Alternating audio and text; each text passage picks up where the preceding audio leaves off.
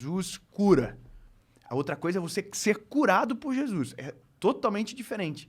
Então, por isso que os processos de dor, eles intensificam esses personagens proeminentes. Por quê? Porque tem uma história muito profunda por trás. Entendi. Então, quando você experimenta, e foi o meu caso, que eu tive um momento muito difícil, foi só Deus para mudar o quadro e a história, Deus fez. Então, hoje eu tenho uma pregação que eu carrego, mas eu tenho algo que eu nunca vou poder me esquecer, que foi o que Deus fez por mim lá no começo. Não tinha ninguém vendo, não tinha pregação acontecendo, era só eu e Deus dentro do meu quarto. Entendi. Pode falar o que aconteceu? Cara, assim, ó. Eu não queria falar sem vocês perguntar, né? Porque Não, pô, eu fiquei com medo de perguntar, porque Não, tu vai duas que vezes, tá cara. assim, ó. traumatizado com a parada. Eu vou falar uma coisa pra vocês engraçada. Eu sou um ex-nada. Eu não sou ex-maconheiro, que o pessoal fala essas histórias, né? Que você é maconheiro? ex não sei o quê, sabe? Então ele é maconheiro. Não, a primeira vez que eu fumo maconha por osmose, que eu sei. É a primeira vez hoje. Bom, essa é uma boa coisa pra falar por osmose. Deixa pra vocês aí. Ô, mano, mas brincadeiras à parte, pô. A minha história não tem a ver com alguma coisa muito maluca que eu tenha feito e tal. Mas a gente tem as crises que são inerentes das idades, né? Então, cara, eu vivi longe do Senhor, com esse problema acontecendo dentro da minha família, de um afastamento, briga constante e tal, mas algo muito, muito, muito difícil, asseverado mesmo. E aí, como é coisa dos meus pais, vida do meu pai, eu não vou falar, né? Claro. Mas, em resumo, meu pai teve uma quebra financeira muito grande. Tentaram matar o meu pai. Cara, pesadíssimo, assim. Pra nossa família foi muito difícil. Meu pai ficou desaparecido durante um tempo. Foi muito pesado para nossa família como um todo. Uhum. Engraçado que, quando eu estava lá imerso na história, eu não via a magnitude do que estava acontecendo. Eu não tinha noção, porque eu era um garoto. Né? E eu também não via o nível de maldade das pessoas. A gente recebia ligação nesse período que meu pai estava afastado, assim, desaparecido, dizendo que meu pai estava morto, que tinha encontrado meu pai em tal lugar amarrado. E tudo trote, cara. Caralho.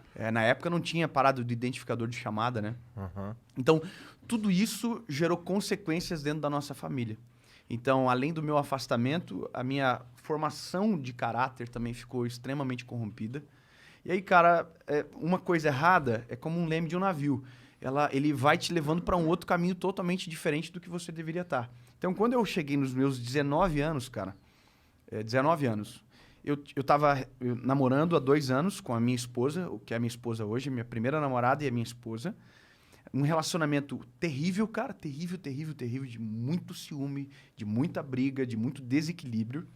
Eu estava na faculdade na época, minha formação acadêmica é Direito, tinha acabado de entrar na faculdade e na minha cabeça eu estava no hype, né? Porque eu tinha ganhado um prêmio na época da faculdade, de garoto calouro e tal. Tava fazendo propaganda de televisão e de rádio na época pra faculdade. Eu tava me achando que eu tava no hype. Só que por trás havia um vazio muito grande. Havia um déficit muito grande. Então, por fora parecia que estava bem, mas por dentro estava morto. E eu tive essa sensação, essa percepção de realidade, cara, no dia 23 de abril de 2009. Foi uma quinta-feira. Eu me lembro que eu acordei pela manhã, cara, e naquele dia, tudo que poderia acontecer de consequências somadas de uma vez só aconteceu comigo naquele dia. E aí são detalhes mais longos e tal. Mas resumindo, cara, o final desse dia, que foi pra mim o pior dia da minha vida e o melhor dia da minha vida, eu estava dentro da Câmara dos Vereadores, na época da nossa cidade, estava tendo uma audiência pública sobre algum tema na época, e eu me lembro de eu entrar dentro do banheiro da Câmara dos Vereadores, cara, colocar um monte de papel na boca, assim, pra gritar e ninguém ouvir, sabe? De tanta angústia, cara. E aquele dia foi, pra mim, um marco, porque eu saí dali, pensei em suicídio, eu me lembro que os pensamentos, assim, eu tenho um rio na nossa cidade, que é um rio Cachoeira, o nome, é um rio poluído, e eu fiquei pensando, cara, se eu me jogar aqui, eu sei nadar, pô, eu não vou morrer. Aí pensei de me jogar na frente de um carro. Falei, cara, e se eu ficar paralítico? Pô, eu vou incomodar minha mãe e meu pai pelo resto da minha vida e não vou conseguir morrer. Pra entender o nível, né, do que estava passando dentro do meu coração. E aí, cara, naquele dia, eu procurei 2 coisas. Eu procurei um irmão da igreja, que passava por mim quando eu ia pro colégio, ele passava por mim de bicicletinha cantando o hino, assim. Ele cantava o hino assim, caminhando eu vou, Paracanã, pá. E um dia, e eu sempre olhava ele, quando eu era mais novo, olhava aquilo e falava assim, mano, que cara ridículo. Eu tô envergonhando a igreja, que coisa absurda, olha só. Eu achava aquilo ridículo. E no dia que a minha angústia se apresentou, eu me lembrei dele. Falei, cara, eu preciso daquele cara. Porque eu me lembro que ele passava por mim, porque ele ia ir orar num monte que tinha na nossa cidade e tal. E eu não encontrei ele, cara. Não encontrei ele. E eu sabe quando tu fica na rua andando assim, bem devagarzinho, pra tu ver se tu encontra o cara naquele trajeto, que é o trajeto normal? Não encontrei ele. E aí procurei a segunda coisa, uma igreja. Que foi a igreja que eu me criei na minha infância. É uma igreja de esquina na nossa cidade, assim. E eu fui ver se ela estava aberta para ver se tinha algum pastor dentro para conversar comigo. Cara, a igreja tava trancada, não tinha ninguém. Tava fechada, mano. Era tarde também, né? E aí, cara, me restou ir para casa e entrar no meu quarto, fechar a porta. Na verdade, não tinha porta. A nossa casa não tinha porta no meu quarto. Eu fui pro canto da cama, assim, bem no cantinho onde não dava para ver da porta. Eu dobrei meu joelho e comecei a falar com Deus, cara. A oração mais sincera que eu fiz na minha vida.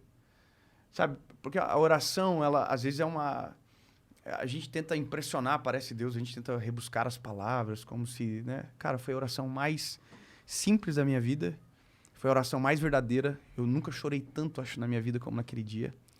E eu disse uma coisa pro Senhor. Eu falei, Deus, se o Senhor existe, se o Senhor é real, e se o Senhor tem um plano comigo realmente, que eu ouvia na minha infância, eu preciso que o Senhor entre na minha vida e o Senhor mude a minha história. Hoje, eu preciso que o Senhor fale comigo. E, cara, eu fiquei naquele cenário ali, orando e tal, e aí me lembrei de uma Bíblia que não ficava no meu quarto, que era uma Bíblia que era do meu avô, que meu avô havia falecido e ficado para a nossa família. Eu peguei, fui lá no quarto da minha mãe, busquei a Bíblia, voltei pro meu quarto, e aí, cara, dobrei o joelho de novo e falei, Jesus... Eu já ouvi pessoas dizendo que isso pode acontecer, então eu quero que o Senhor faça comigo. Se o Senhor fale comigo. Aí eu peguei a Bíblia e abri. E abri em Salmo 116. Nunca tinha lido, nunca tinha aberto aquele texto. Estava assim, ama o Senhor, porque Ele ouviu a minha voz e a minha súplica, porque inclinou para mim os seus ouvidos, porquanto invocá-lo enquanto viver. Cordéis da morte me cercaram, angústias do inferno se apoderaram de mim. Encontrei angústia e tristeza e disse, ó Senhor, livra minha alma. Bom é o Senhor, justo Ele é, Ele salva. Cara, era a minha história. Eu clamei ao Senhor, os cordéis da morte me cercaram, eu tive muita angústia. E aí eu comecei a chorar e falar, Jesus, o Senhor é real e tal, mas eu preciso que o Senhor fale comigo de novo. Eu preciso, Senhor, eu estou desesperado. Fala comigo de novo. Abri. Isaías 60, levanta-te e resplandece, porque já vem a tua luz e a glória do Senhor vai nascendo sobre ti. Aquele dia mudou minha vida para sempre, cara. Mudou meu relacionamento com a minha esposa, na época era minha namorada, mudou a minha forma de tratar os meus pais. Foi a mudança mais radical que eu experimentei na minha vida, cara.